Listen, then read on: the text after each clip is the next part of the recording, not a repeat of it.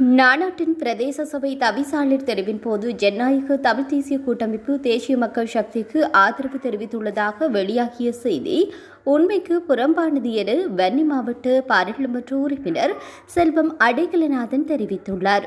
இந்த விடயம் தொடர்பாக அவர் மேலும் தெரிவிக்கின்ற போது, நானாட்டின் பிரதேச சபையின் தவிசாளர் மற்றும் உப தவிசாளரை தெரிவு செய்வதற்கான அமர்வு நேற்றைய தினம் புதன்கிழமை காலை 8:30 மணியளவில் வடக்கு மாகாண உள்ளூராட்சி ஆணையாளர் தேவந்தினி பாபு தலைமையில் நானாட்டின் பிரதேச சபையில் நடைபெற்றது. இதன்போது தவிசாளரை தெரிவு செய்வதற்கான அழைப்பு விடுக்கப்பட்ட நிலையில் தேசிய மக்கள் சக்தி உறுப்பினர் ஆண்டனி ராஜன் மற்றும் இலங்கை தமிழரசுக் கட்சி உறுப்பினர் ஜெரோம் இருதயதாஸ் ஆகியோருடைய பெயர்கள் முன்மொழியப்பட்டது.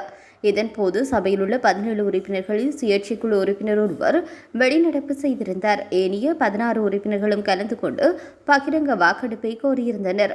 இதன்போது இலங்கை தமிழரசுக் கட்சி உறுப்பினர் ஜெரோம் இருதயதாஸ் 6 வாக்குகளையும் தேசிய மக்கள் சக்தி உறுப்பினர் ஆண்டனி ராஜன் 10 வாக்குகளையும் பெற்றுக் கொண்டனர். அதிகூடிய வாக்குகளை பெற்று தேசிய மக்கள் சக்தி உறுப்பினர் ஆண்டனி ராஜன் நானாட்டின் பிரதேச சபையின் தலைவராக தெரிவு செய்யப்பட்டுள்ளார். அவருக்கு தொழிலாளர் கட்சி, சுயேட்சை குழு உறுப்பினர் ஒருவர், ஐக்கிய மக்கள் சக்தி ஆகிய கட்சிகள் ஆதரவை வழங்கியிருந்தனர். எனினும் ஜனநாயக தமிழ் தேசிய கூட்டமைப்பும் ஆதரவை வழங்கியதாக செய்தி வெளியாகியிருந்தது. அந்த செய்தியில் எந்தவிதமான உண்மையும் இல்லை.